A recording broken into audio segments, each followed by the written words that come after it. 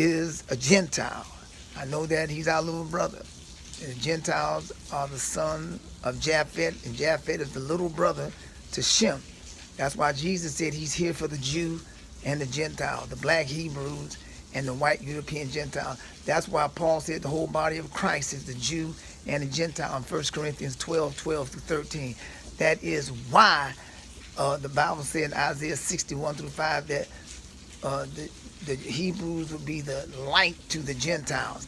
That's why I'm standing behind. I'm shedding light on them by standing behind them with a white sign that says blacks for Trump. So you can't call this man a racist. Because I know how he is. I used to see him. I sang in Rockefeller House and Rothschild. I sang in all those people's houses. You understand? They might want to deny me now, but I definitely am the cat that sang there. And when I sang there, I never seen them come in and approach black people and shake their hands and ask them if they're all right. But I saw Trump do that. Trump don't even know I saw him do it because he was just in the house. I saw him go in the kitchen and shake hands and ask him, are they all right? If anybody had a problem, he would say, such and such attend to that. Okay? And like I also heard one brother one day say, man, Trump paid off my mortgage. I said, what? I should have had a goddamn problem. You know, that's the nature of Trump. He always wants to be a hero. He loves it. They gonna call this man a racist. I remember I had a problem with a lady kept turning my mic down, my whole system down when I was trying to do a mic check. I saw Trump walk by. I didn't want to say nothing. I said, ma'am, could you please let me make my mic check, please, because so I can get ready for this gig. And she turned it down again. Trump was in the room. I didn't really see him there. And I said, man, damn this. And I threw the mic down and I quit. I said it out loud. And he wasn't president then. Trump ran over and said, everything all right? What's going on, young man? I said, this lady keep turning the sound system. I'm trying to get it ready for the show. I don't understand. I'm upset. And he went over there and said, I don't know what he said to her, but she came back and begged me, oh my God, he's going to fire me. Please, Maurice, don't that. I said, okay.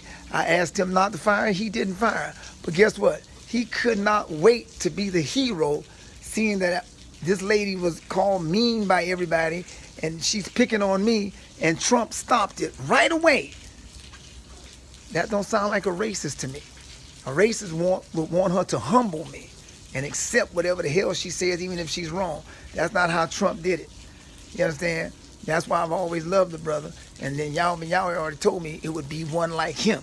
And when he met Yahweh, he was cool. Then Yahweh actually said Trump would be like, actually just like Cyrus. He said there was a few others that could have done it, but whoever stepped up to the plate, like the Bible said, he that will, let him come. Well, Trump was the one that was willing. He came. He gave up his opulent life for us. So I'm behind the brother all the way.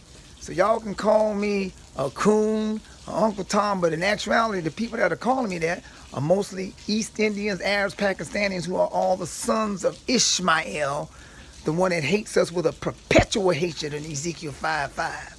You understand? So the Bible said, if you deny me before my father, if you deny me before the people, I would deny you before my father. So Miss Wendy, I forgot her name, supposed to be the attorney for Yahweh. If you want to deny me, do your damn thing. I do not care what you say. You understand? Yahweh ben Yahweh only help Republicans. That's what I'm doing. Just because I'm telling the truth about who the Cherokees are as the Canaanites, because Yahweh ben Yahweh was the one that told me that the Canaanites that had us in slavery. For all you Hebrews out there, look up the word, the Canaanite in You're Not a Nigger book on page 29. Yahweh said in paragraph 2, line 2, it said, in the latter days the children of Israel went into slavery for breaking the laws of Yahweh, and we went into slavery under our enemies, the Canaanites, the white race. Canaanites are totally different from Japheth. Canaan was the son of Ham. Ham was the father of Africans. Canaanites are white Africans. That's why he said they're called the white race, because if you Google Canaan, Canaan was cursed white for raping Noah. It was him that did that, the son of Ham. And this guy here is the actual guy that is cursed white and who actually had us in slavery. How do we prove that? Well, let's see. Sir John Hawkins was the first guy to come get us in slavery. Well, you look up Sir John Hawkins, his genealogy. He was a Cherokee Indian, Creek, but he was white. All of his pictures are white. He's a white man Well, who the hell are the Cherokee Indians? Well, let's trace them back to who they are. Canaan married into Esau and Ham and into Ishmael in Genesis chapter 36, 1 through 12. Okay? And they became a group called the Hyksos. Then the Hyksos later changed their name to the Egyptians when they took over from the Mizraimites, the black Egyptians. And then they became called the Philistines. And then they became called the Babylonians. Then they became called the Phoenicians. And they went into Europe and called themselves Slavs. The white part of them, which was the Canaanites and the Edomites, they called themselves Slavs. And the red, brown ones called themselves Asians.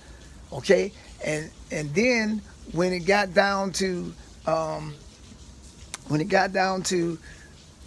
them being chased out of Europe because everybody thought they were being cannibals, they did a crusade against them, and they were doing a big witch hunt in Europe, and France kicked them out and tried to kill them all on one day, on Friday the 13th. Then all of the Europeans went on a witch hunt after them for cannibalism, and they ran into the Americas as Phoenicians on ships and ran into the Mayans who were already here in America, and they called themselves, the white ones called themselves Incas, and the red ones, they call themselves the Aztecs. The red ones are the Ishmaelites and Hamites. They are the East Indians, Arabs, and Pakistanis. All East Indians, Arabs, and Pakistanis are the son of Ishmael.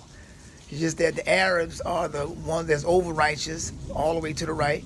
The Pakistanis are the one that's down the middle, and the East Indians are the Kama Sutra, wicked, and the homosexual ones. Remember, homosexuals will and can be saved too, so don't let them trick you into this game.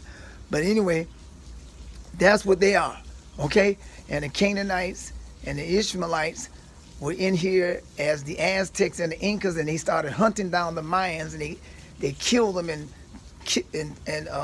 started doing blood sacrifices on them on the pyramids and cutting their hearts and livers out, and they were drinking their blood and doing blood sacrifice. And then when the conquistadors came into the Americas, they found out they were killing the Mayans like that, and they started shooting them down because they had a new invention called the gun, and the Aztecs and the Incas couldn't stand against them, and they ran into the Americas and called themselves the Cherokee, Choctaw, Chickasaw, Creek, and Seminole Indian. All they call the 5 civilized tribes. Why were they called civilized? Because they were the people that they called the East Indians, and they were supposed to be the ones that gave civilization to the Greeks, and they were the ones that taught etiquette and democracy and constitutional law to the people they call barbarians, which were the Greeks under Alexander the Great, with Aristotle, East Indian, and Roxanne, who he had married, the princess of Macedonia, who was an East Indian. So they got into the Americas. Now, for all intents and purposes, the East Indians are the red ones, and the white ones are the Incas, but they all both call them Cherokee. So all of the 5 tribes, I'm gonna just call them the Cherokee.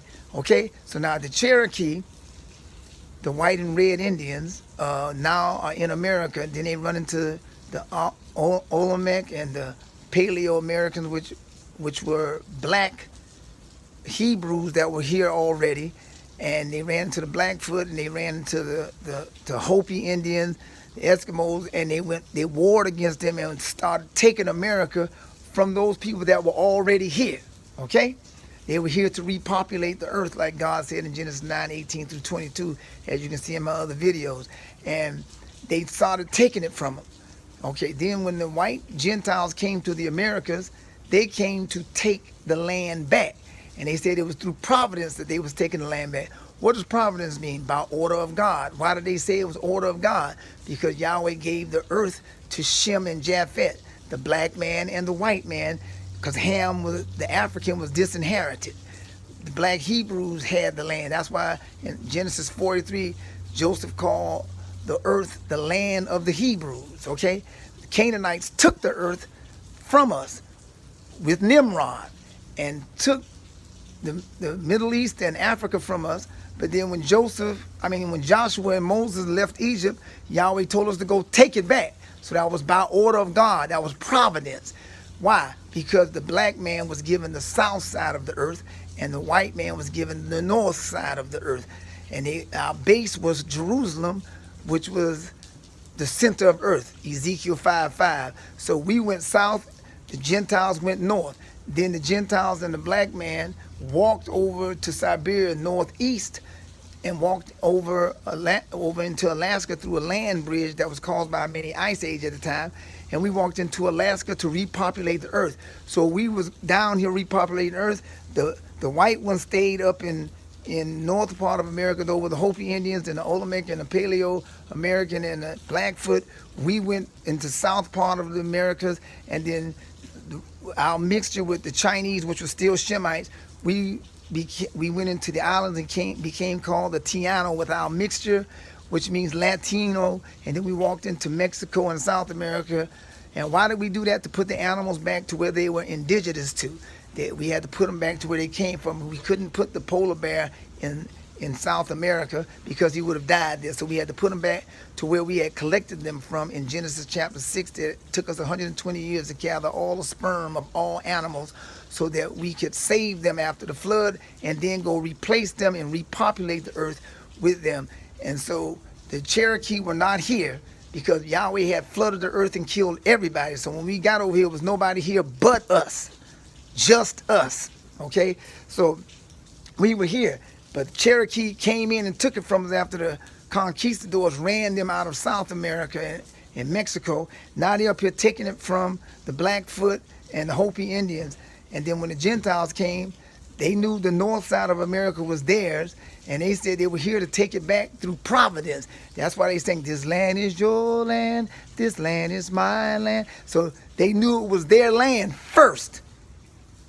We was just taking the land back from them who had taken it from us first. Just like when they took the land from the children of God back in the days of Moses, Yahweh told us to go take it back because they changed the name to Canaan when it was called the land of the Hebrews. Okay? And we changed the name back after we whooped they behind and took it. So the white man was over here, the Gentiles was over here to take it back. He wasn't colonizing nothing. It was his land because Yahweh said so through providence. You understand? So the two brethren must come back together. That's the white man and the black man. We must stand together in unity because there's destroying us. So I'm that guy that believes that, and I'm standing with Trump because the Bible said if we do not come back together, Yahweh is going to kill everybody by fire and not water. 2 Peter 3:6. If I didn't believe it, you better damn well know I would be doing my thing and have